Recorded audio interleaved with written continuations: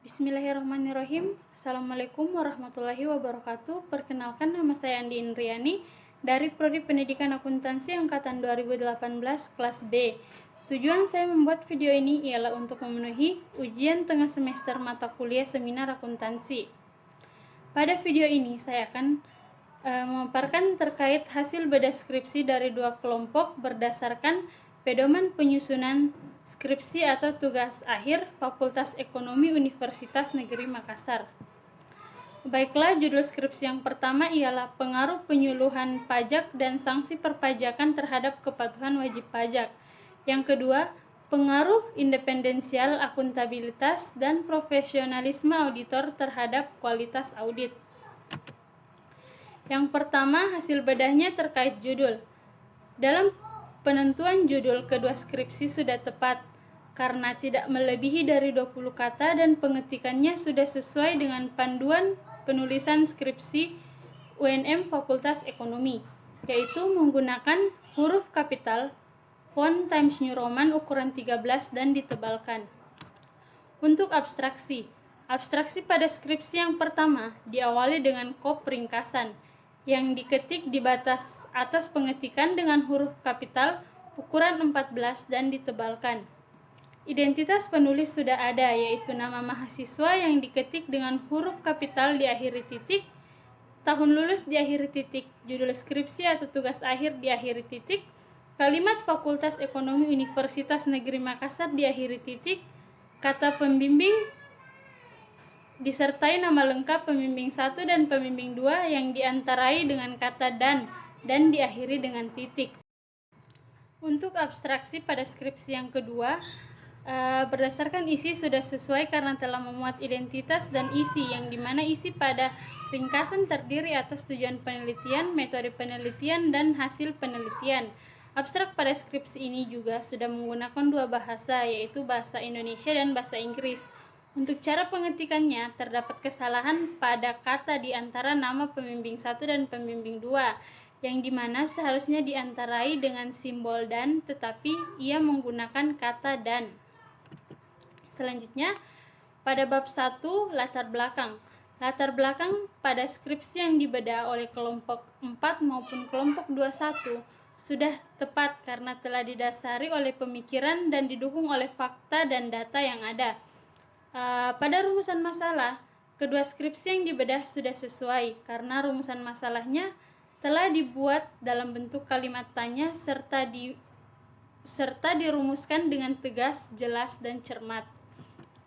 Tujuan penelitian pada kedua skripsi yang dibedah sudah sesuai karena sejalan dengan rumusan masalah penelitian, dirumuskan dengan kalimat yang jelas dan merupakan jabaran pemecahan masalah penelitian. Pada manfaat pada kedua skripsi sudah tepat sasaran karena ditujukan bagi pengembangan ilmu maupun bagi kepentingan praktis dan telah diuraikan secara jelas.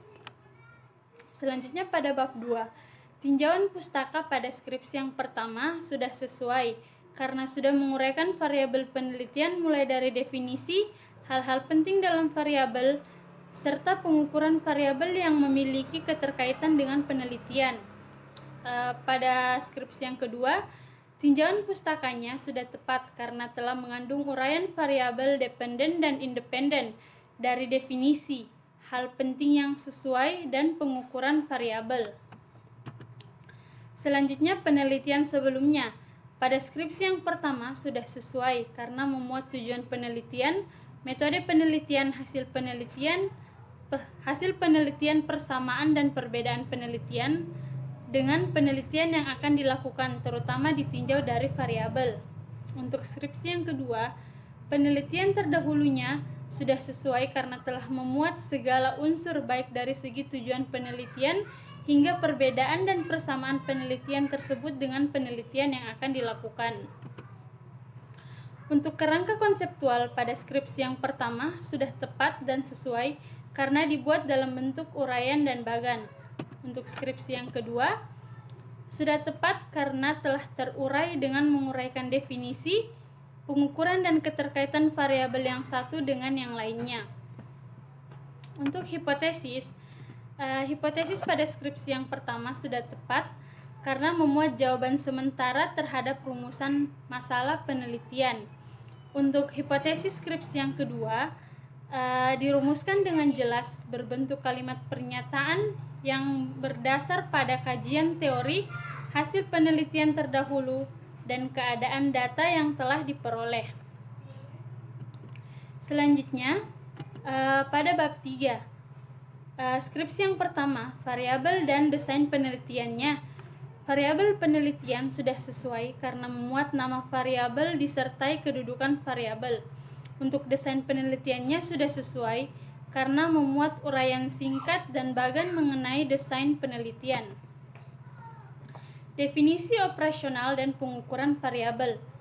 Definisi operasional variabel dan pengukuran variabel sudah sesuai karena memuat kesimpulan dari berbagai definisi variabel yang diuraikan dalam tinjauan pustaka, akan tetapi tidak perlu dibuat dalam sub-sub-judul yang terpisah. Untuk populasi dan sampel sudah sesuai karena memuat uraian mengenai populasi atau subjek penelitian, akan tetapi tidak perlu dibuat dalam sub-sub-judul yang terpisah. Teknik pengumpulan data sudah sesuai karena memuat uraian mengenai teknik dan instrumen pengumpulan data yang digunakan. Untuk teknik analisis datanya sendiri, data yang digunakan untuk memperoleh hasil penelitian sebagai jawaban terhadap masalah penelitian. Selanjutnya, pada skripsi yang kedua, variabel dan desain penelitiannya telah memuat jenis variabel disertai dengan kedudukan variabel, yaitu independensi X1, akuntabilitas X2, dan profesionalisme X3 yang merupakan variabel bebas atau independen, dan kualitas audit yang atau Y sebagai variabel terikat atau dependen. Desain penelitian dari skripsi yang telah dibedah sudah sesuai karena telah memuat uraian singkat dan bagan mengenai desain penelitian yang meliputi jenis dan sifat penelitian, jenis data, variabel dan pengukurannya, serta populasi dan sampel, teknik pengumpulan maupun teknik analisis data. Definisi operasional dan pengukuran variabel. Definisi operasional dan pengukuran variabel dari skripsi yang telah dibedah oleh kami telah memuat uraian mengenai definisi operasional variabel dan pengukuran variabel, serta tidak dibuat dalam subjudul yang terpisah, jadi hal ini sudah sangat tepat. Untuk populasi dan sampelnya telah sesuai dengan ketentuan dikarenakan uraian telah sesuai. Populasi penelitian yang dilanjutkan oleh sampel penelitian disertai dengan urutan selanjutnya. Untuk teknik pengumpulan data pada skripsi yang kedua, telah sesuai dengan uraian, yaitu mengenai teknik dan instrumen pengumpulan datanya serta jenis data apa yang diperoleh dari setiap teknik tersebut. Adapun teknik data yang digunakan adalah kuesioner serta instrumen, yaitu pembagian kuesioner dan jenis data yang diperoleh adalah kualitatif. Pada teknik analisis datanya cukup kompleks karena telah memuat analisis untuk menghitung variabel, analisis asumsi klasik, analisis validitas dan reliabilitas, serta analisis untuk menguji hipotesis. Selanjutnya pada bab 4, skripsi yang pertama, gambaran umum objek penelitian. Hasil penelitian dan pembahasan pada skripsi tersebut sudah sesuai karena telah menguraikan gambaran umum lokasi penelitian, yaitu kantor pelayanan pajak Pratama yang ada dalam wilayah Kota Makassar.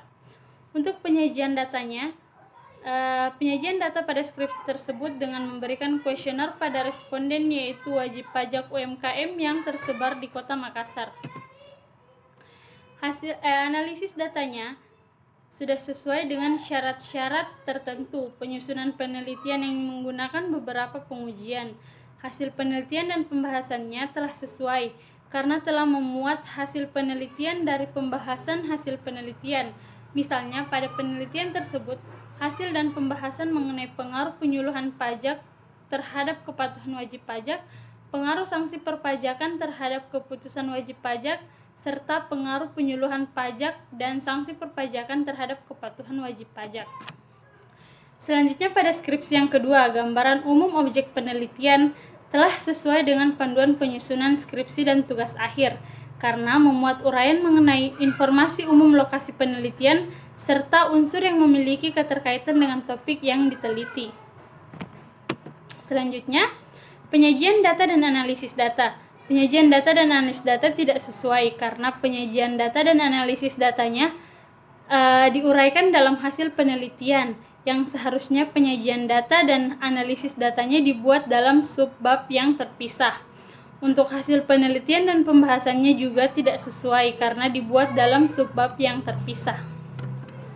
Selanjutnya, bab 5 pada kesimpulan dan saran. Skripsi yang pertama kesimpulannya, penarikan kesimpulan telah sesuai dengan panduan penyusunan skripsi, di mana telah memuat kesimpulan mengenai variabel penelitian dan kesimpulan mengenai hasil penelitian. Sedangkan sarannya sudah sesuai juga karena telah memuat uraian mengenai saran yang dikemukakan dan pihak yang ditujukan, misalnya saran untuk peneliti selanjutnya. Untuk skripsi yang kedua, kesimpulan dari skripsi telah sesuai dengan panduan penyusunan skripsi dan tugas akhir karena telah memuat uraian mengenai kesimpulan penelitian. Kesimpulan tersebut meliputi kesimpulan mengenai variabel penelitian yang dibuat berdasarkan variabel penelitian, kesimpulan mengenai hasil penelitian yang dibuat berdasarkan hasil analisis data dan hasil penelitian dan pembahasan. Sedangkan sarannya telah sesuai dengan panduan penyusunan skripsi dan tugas akhir karena memuat uraian mengenai saran yang dikemukakan dan pihak yang ditujukan. Bagian terakhir dari bedah skripsi ialah daftar pustaka. Daftar pustaka pada skripsi yang pertama maupun skripsi yang kedua telah sesuai dan sama, yaitu menggunakan di mana cara pengetikannya mengacu pada model American Psychology Association. Diketik dengan jarak baris 1 atau single, dimulai di batas kiri pengetikan dengan model menggantung dengan jarak 1,25 cm, serta antara pustaka yang satu dengan pustaka yang lain diantarai satu baris. Disusun secara alfabetis dan tanpa mengelompokkan berdasarkan jenis pustaka yang dirujuk. Selanjutnya, penulisan daftar pustaka terdiri dari nama penulis, judul, nama kota, penerbit, nama jurnal atau pertemuan ilmiah, atau majalah populer atau koran, serta halaman. Baiklah, itulah tadi pemaparan saya terkait hasil bedah skripsi dari dua kelompok. Lebih dan kurangnya mohon dimaafkan. Wabillahi taufiq wal hidayah. Wassalamualaikum warahmatullahi wabarakatuh.